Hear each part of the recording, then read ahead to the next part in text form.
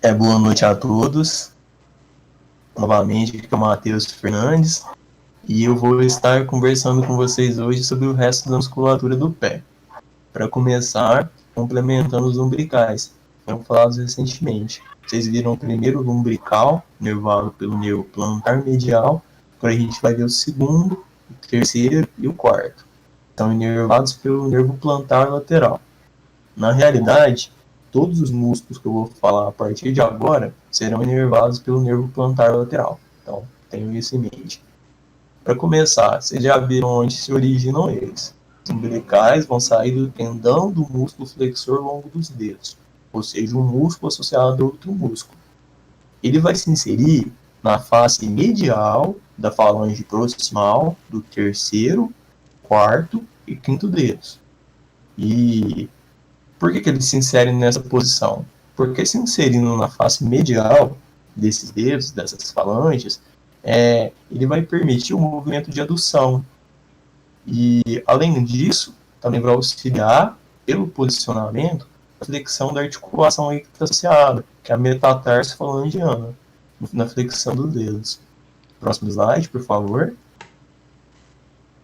Agora o quadrado plantar. Esse é aquele músculo retrógrado, muito quadrado.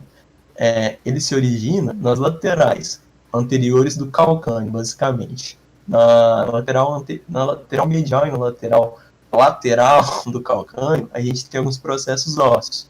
O processo medial e o processo lateral. O calcâneo vai se originar dessa região, se inserir, saindo desses processos, e vai se inserir num tendão muscular, no tendão do flexor longo dos dedos. Tatu, olha que surpresa, na flexão dos dedos. A função vai ser a flexão dos dedos, auxiliar nesse processo, e também atuando nas articulações metatarso-falangianas, ou seja, o nome já diz, né? A região articular entre os ossos falanges proximais dos dedos e os ossos metatarsais. Próximo slide, por favor. Agora, o abdutor do dedo mínimo. É um músculo alienígena, ele abduz as coisas. Brincadeira. É o abdutor do dedo mínimo. Ele vai se originar na região do calcâneo, conhecida como tuberosidade calcânea. Se vocês lembrarem da aula de ossos, provavelmente vocês vão ver isso lá. E da aponeurose plantar. A inserção dele, basicamente, vai ser na base, ou seja, na porção mais proximal, da falange proximal do quinto dedo, e no quinto metatarso também. Ou seja, vai ser um músculo que vai estar se inserindo tanto no metatarso, no quinto metatarso, quanto na falange. Então, ele vai ter, assim como os outros, uma atuação na articulação metatarso-falangiana, subindo na flexão dos dedos, é um movimento muito importante, e também na abdução, dedo mínimo. E dedo mínimo, na realidade, não precisava existir, né, pessoal? Vamos pensar assim que é um resquício embrionário que deveria ter acabado há muito tempo. Minha criança nasceu, eu tinha que amputar o dedo mínimo, porque só serve para bater na quina do sofá e dar problema. Brincadeira, viu? Além disso, ele vai contribuir com a estrutura conhecida como arco longitudinal do pé. No final da aula, eu vou comentar com vocês sobre esses arcos do pé, que são importantes para a estabilidade e para a absorção de impacto no nosso caminhar. Mas agora, durante a aula, eu vou citar que alguns músculos atuam na estabilidade do pé. Quando eu falar isso, associe a esses arcos. Mas ao final eu explico direitinho. Próximo slide, por favor. Agora o adutor do hálux. Vamos analisar aí, é um em vermelho. Basicamente, eu gosto de chamar ele que ele é um músculo do ciscade. Por quê? Ele tem a forma de um 7 invertido. Percebam. Ele tem uma cabeça oblíqua e uma cabeça transversa. Vou começar falando da cabeça oblíqua. Ela tem origem na base, ou seja, na parte mais proximal dos ossos metatarsais, do segundo ao quarto. Além disso, vai se inserir no osso cuboide e no osso cuneiforme lateral, ou seja, um músculo com uma região de inserção ampla. Isso denota a importância dele. E essa região de inserção ampla, mais para frente eu vou citar para vocês, ele vai atuar na estabilidade do pé. E a cabeça transversa, ela vai ter origem nos ligamentos metatarso-falangianos plantares, ou seja, uma visão plantar dos dedos, do terceiro ao quinto. A inserção deles, seja cabeça oblíqua, seja cabeça transversa, vai ser na mesma região. Na face lateral da base, parte mais proximal, da falange proximal do hálux. Por que ele se insere ali? Porque ele atua na adução do hálux, pessoal. Então, essa é a região ideal para ele atuar. E a função dele é a adução do hálux, ele auxilia na flexão do hálux também, e ele contribui para a estabilidade do pé naqueles arcos que eu vou comentar. Eu percebo assim que às vezes quando a gente conversa sobre músculos, sobre a ação deles, a gente pensa que eles só atuam quando vai fazer determinado movimento, porque no resto do tempo eles estão relaxados, mas para o pessoal que está entrando agora, não é assim que funciona. Praticamente todos os nossos músculos do corpo estão com algum grau de contração nesse momento. Eles têm aquele tônus. E mesmo que eles estejam no tônus normal deles, eles auxiliam também em processos de equilíbrio.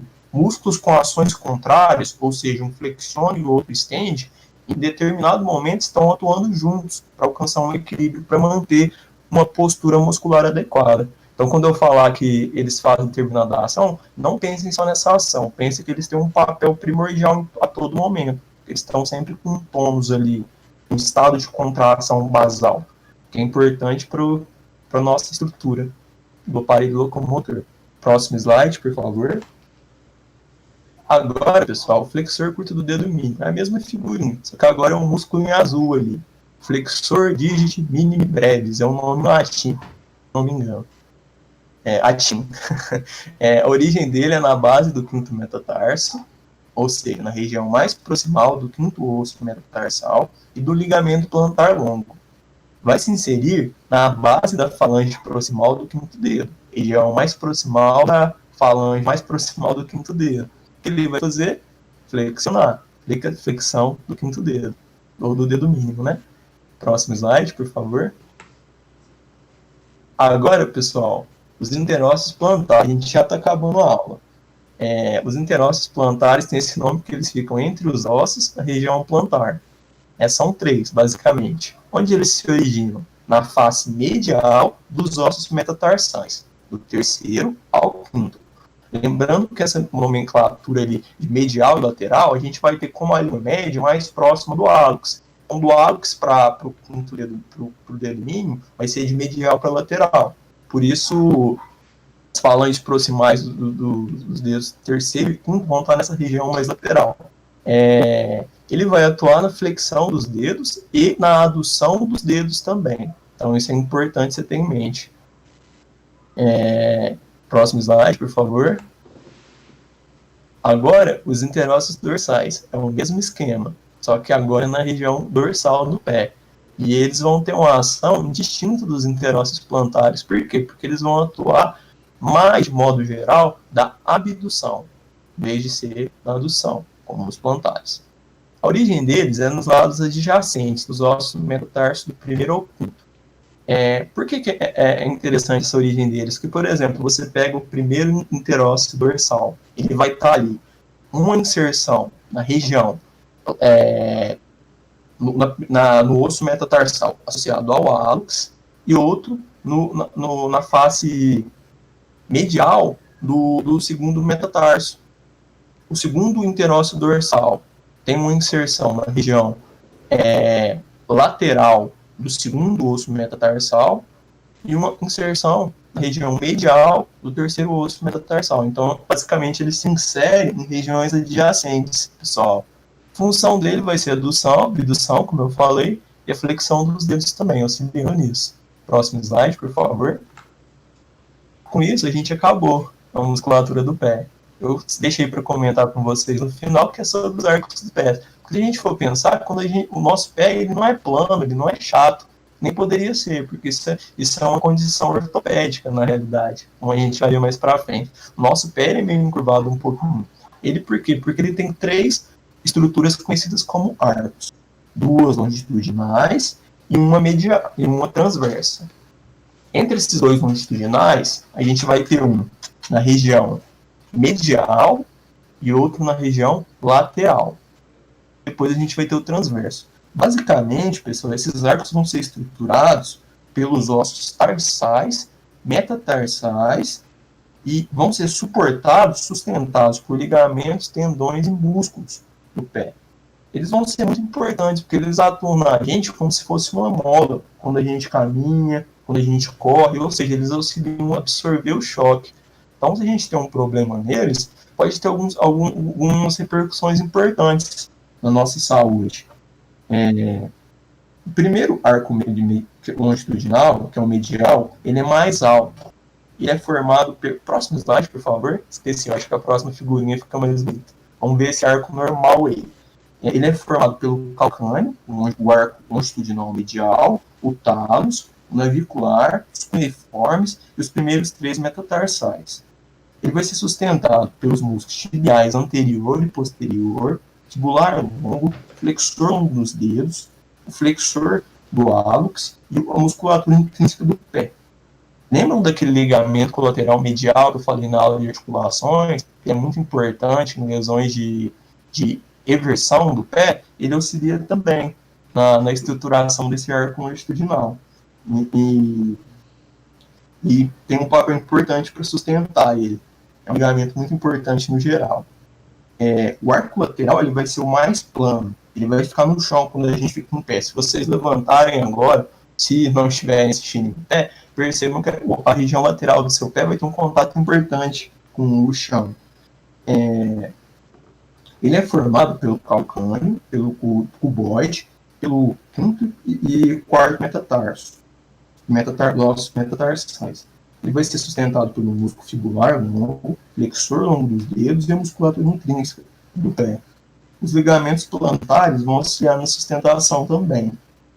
Por último, o transverso vai ser formado pelos ossos metatarsais, o cuboide e os cuneiformes, sustentado pelo fibular longo e tibial posterior. Os ligamentos plantares auxiliam também. Eu acho isso interessante ter em mente, porque percebo que foram todos os músculos que vocês viram agora há pouco. E eles vão atuar em conjunto para estruturar esses arcos, para manter a sustentação do pé. Então a gente percebe que é uma máquina com as engrenagens, né? Uma porção auxilia a outra. Agora, só para colocar um pouquinho de clínica, para finalizar, a gente tem 2 condições problemáticas básicas com relação a isso. Primeiro, figurinha de cima, a gente tem um problema que chama pés cavos, ou pé cavo. É uma condição causada por um arco medial que ele já é um pouquinho alto, anormalmente alto, mais alto que o normal, aí na parte superior. E pode ser congênito, ou seja, a criancinha nasce com o pé desse jeito. Ele pode aparecer sem causa aparente, ele pode ser causado por doenças, uma poliomielite, por exemplo. Isso é uma doença infecciosa que vai afetar os nervos, vai afetar a musculatura, que consequentemente vai afetar a estrutura óssea muscular, influenciando nos arcos. É importante porque quando o pé está desse jeito, a superfície em contato com o chão diminui significativamente. Então essa função de absorver choque, de mola, é prejudicada. Então a pessoa ao longo do tempo vai desenvolver uma dor importante ali, um desgaste das estruturas. Então é algo importante da gente identificar. Por último, ali embaixo, o pé plano, ou pé chato, né, como é conhecido popularmente. São condição causada pela perda dos arcos longitudinais, pessoal. Esses arcos não desenvolvem plenamente. Até os 2, 3 anos de idade, para falar a verdade, a criancinha geralmente não tem esses arcos bem desenvolvidos. Então tem um pé um pouco mais plano mesmo, mais chato mesmo. Mas a partir dos 2, 3 anos, espera-se que desenvolva. No caso, por ainda manter uma boa superfície em contato com o chão, absorve impacto, ainda não tem um desgaste tão grande. Então, não apresenta tanto sintoma para a gente igual o pé alto, né? O pé cavo, que é mais problemático. Com isso, eu concluo a aula. Como sempre, qualquer dúvida que vocês tiverem, vocês podem entrar em contato nos grupos. Eu agradeço pela atenção até agora. Essas são as referências. Desejo a todos um ótimo final de semana.